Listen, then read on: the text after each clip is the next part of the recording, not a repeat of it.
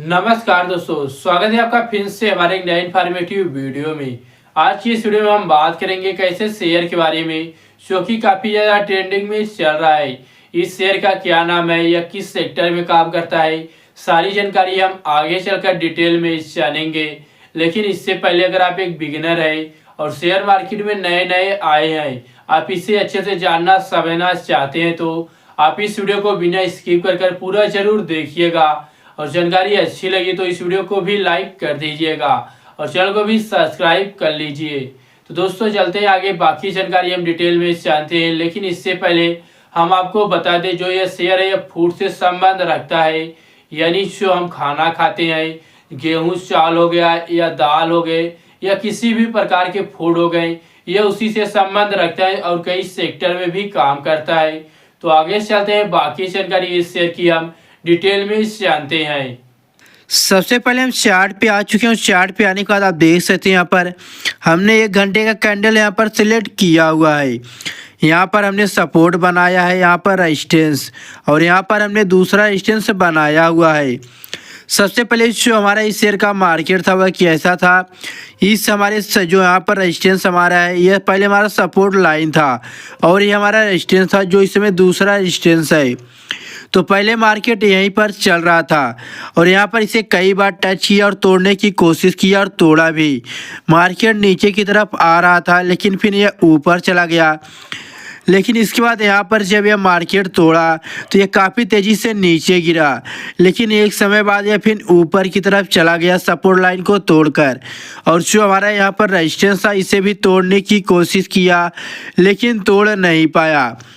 इसके बाद यहाँ पर आप देख सकते हैं मार्केट धीरे धीरे नीचे की तरफ गिरता चला आया है और जो हमारा यहाँ पर सपोर्ट लाइन है इसे तोड़ने की कोशिश कर रहा है कि इस समय इसका जो मार्केट है वह वैल्यू गिरता ही चला जा रहा है।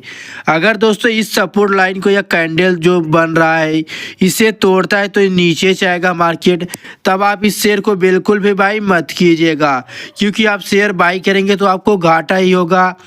लेकिन अगर यहीं पर इस रेजिस्टेंस को अगर मार्केट तोड़ता है और यह ऊपर की तरफ शेयर जाता है तो आप इस शेयर को बाई कर सकते हैं, क्योंकि तब यह मार्केट ऊपर की तरफ जाएगा तो आप बाई करेंगे, आपको बेनिफिट होगा।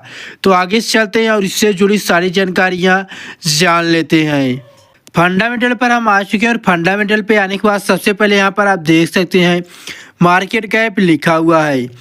मार्केट कैप से हमें पता चलता है कि जितना बड़ा हमारा मार्केट कैप रहता है उतना हमारा रिस्क कम रहता है शेयर बाई करने के लिए, और जितना छोटा मार्केट कैप रहता है उतना ज़्यादा रिस्क बढ़ जाता है शेयर बाई करने के लिए। तो आप देख सकते हैं इस शेयर की जो मार्केट कैप की वैल्यू है वह 14,402 करोड़ रुपए की है, जो कि एक अच्छी और बड़ी वैल्यू भी है। इसके बाद है स्टॉक पे, यह कितना है 51.5% का है।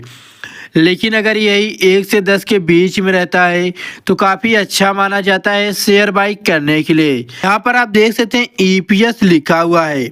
ईपीएस से हमें पता चलता है कि जिसे हम कहते हैं अर्निंग पर शेयर, कि यह शेयर एक शेयर के पीछे कितने रुपए की अर्निंग कर पा रहा है, कमाई कर पा रहा है। तो ये एक शेयर के पीछे 11 रुपये 20 पैसे की अर्निंग कर पा रहा है। इसके बाद है करेंट प्राइस। करेंट प्राइस से हमें यह पता चलता है जिस समय आपको इस शेयर की जानकारी दे रहे हैं इस शेयर का प्राइस कितना है। इस शेयर का जो प्राइस है वह 575 रुपये का है। इसके बाद है बुक वैल्यू। बुक वैल्यू से हमें पता चलता है कि अगर बाई चांस यह शेयर कभी बंद होता है और आपने इसे बाई किया है, सेल नहीं किया है, तो उस समय जो बुक वैल्यू की अमाउंट रहती है, आप जितने शेयर बाई किए रहते हैं उतने शेयर को छोड़कर आपको पैसे रिटर्न किए जाते हैं। तो यह कितना है 53 रुपये 40 पैसे का है। इसके बाद है ROE, रिटर्न ऑन इक्विटी, कि यह शेयर अपने शेयर से कितने % का रिटर्न निकाल पा रहा है। आपको बता दें अगर यह 20% के ऊपर रहता है तो काफ़ी अच्छा रहता है शेयर बाई करने के लिए। फिलहाल यह इस समय कितना है 24.7% का है, जो कि काफ़ी अच्छा है, 20 के ऊपर का है। यहीं पर है ROC, जो यह बताता है कि यह कंपनी कितने ज़्यादा प्रॉफिट में चल रही है। तो यह कितना है 29.6% का है, जो कि काफ़ी अच्छा भी है। आगे चलते हैं, इसी के बाद हम जानते हैं इंडस्ट्री पी। तो इस शेयर का इंडस्ट्री पी कितना है 32.2% का है। इसके बाद है डेब्ट टू इक्विटी। डेब्ट टू इक्विटी से हमें पता चलता है कि इस कंपनी के ऊपर लोन खर्च कितना है। यह 0 से 1 के बीच में रहता है, तो अच्छा भी रहता है शेयर बाई करने के लिए। तो फिलहाल इस समय यह कितना है 0.13% का है। यहीं पर है डेब्ट टू रियल अमाउंट को बताता है, सो डेब्ट टू इक्विटी परसेंट में बताती है कर्ज लोन को। तो इसके ऊपर 180 करोड़ रुपए का इस समय कर्ज यानी लोन है। इसके बाद हम जानते हैं डिविडेंड यील्ड को। डिविडेंड यील्ड से हमें पता चलता है कि यह कंपनी अपने अर्निंग में से कितना परसेंट अपने शेयर होल्डर्स को दे रही है। तो ये 0.17% का है। यहीं पर है हाई लो। हाई लो से हमें पता चलता है कि इस शेयर की हाईएस्ट वैल्यू कितनी गई थी पिछले 52 हफ्तों में, और लोवेस्ट वैल्यू कितनी गई थी। तो इस शेयर की जो हाईएस्ट वैल्यू है पिछले 52 हफ्तों में वह 1008 रुपये की है, और लोवेस्ट वैल्यू 476 रुपये की है। इसके बाद है फेस वैल्यू। जो कंपनियां हिसाब मैनेज करने के लिए 5-10 रखती है, इसने 1 रुपया रखा हुआ है। इसके बाद है नेट प्रॉफिट। नेट प्रॉफिट का मतलब है कि इसने 1 साल में अपने सारे खर्चे काट कर कितना ज़्यादा प्रॉफिट किया है, लाभ कमाया है। तो इसने 280 करोड़ रुपए का प्रॉफिट किया है 1 साल में। यहीं पर इसका EPS ग्रोथ जो 5 ईयर्स का है वह 12.5% माइनस में गिरा हुआ है। इसके बाद यहाँ पर आप देख सकते हैं सेल्स लास्ट ईयर है, यानी इसने 1 साल में अपने प्रोडक्ट को कितना मार्केट में सेल किया है। तो इसने 2295 करोड़ रुपए का अपना प्रोडक्ट मार्केट में सेल किया है, और सेल करने में इसकी 7 साल में कितनी ग्रोथ हुई है 20.8% की ग्रोथ हुई है। इसके बाद यहाँ पर आप देख सकते हैं प्राइस टू बुक वैल्यू है। प्राइस टू बुक वैल्यू अगर 1 से 2 के बीच में रहता है तो अच्छा रहता है शेयर बाई करने के लिए। जो प्राइस टू बुक वैल्यू है बुक वैल्यू से संबंध रखता है। अगर बुक वैल्यू बढ़ेगी तो प्राइस टू बुक वैल्यू अपने आप कम हो जाती है। प्रॉफिट लॉस पे हम आ चुके हैं, और सबसे पहले देखेंगे इसने सेल कर किस साल कितना अर्निंग किया है। तो मार्च 2006 में जो इसकी सेल करने में ग्रोथ थी वह इसने कितना प्रोडक्ट सेल किया था 61 करोड़ रुपए का। लेकिन इस समय 2024 मार्च में इसकी कितनी हो गई थी ग्रोथ 2295 करोड़ की हो गई थी, और परचेंट टाइम में यह 2557 करोड़ रुपए की है। यहीं पर ऑपरेटिंग प्रॉफिट जो इसका है मार्च 2006 में वह कितना है 4 करोड़ रुपए का। लेकिन जब मार्च 2024 आया तब यह 395 करोड़ रुपए का हो गया था, और परचेंट टाइम में यह 418 करोड़ रुपए का है।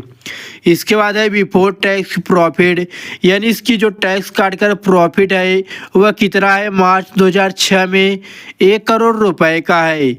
लेकिन मार्च 2024 में यह कितना हो गया था 356 करोड़ रुपए का हो गया था, और परचेंट टाइम इस समय यह कितना है 375 करोड़ रुपए का है।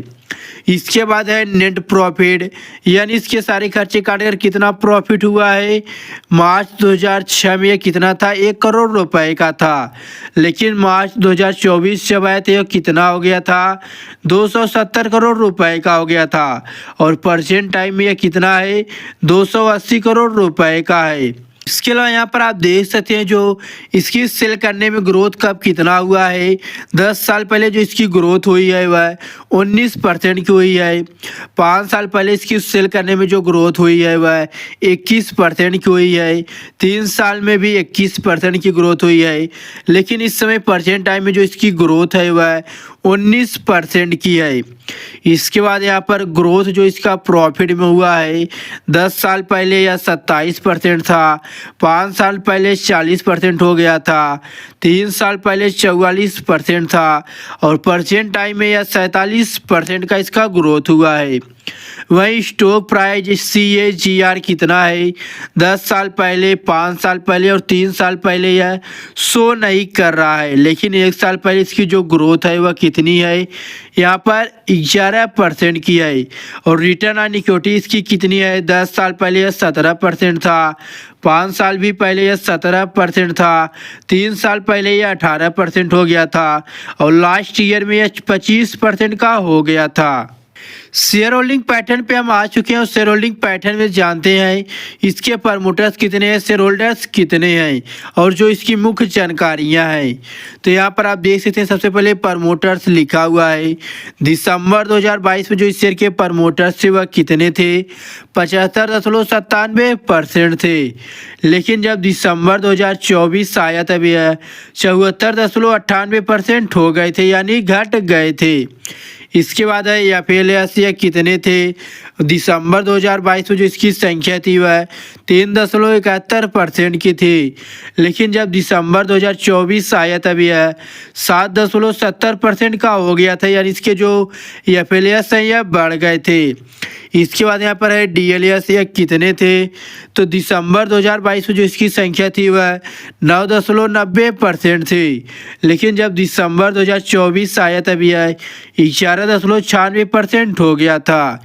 इसके बाद यानी पब्लिक रिटेलर इस शेयर पर कितने हैं, दिसंबर 2021 में जो इसकी संख्या थी वह 10.42% था। लेकिन दिसंबर 2024 जब आया तब यह 5.38% हो गया था। इसके बाद है नंबर ऑफ शेयर होल्डर्स, यानी किस साल किस महीने कितने लोगों ने इस शेयर को बाई किया और लॉन्ग टाइम के लिए होल्ड कर रख दिया था। तो दिसंबर 2022 में जो इसकी संख्या थी वह 92,561 थी। लेकिन जब दिसंबर 2024 आया तब यह 1,42,514 हो गई थी। तो उम्मीद करते हैं दोस्तों कि आपको यह जानकारी अच्छे से समझ में आ गई होगी।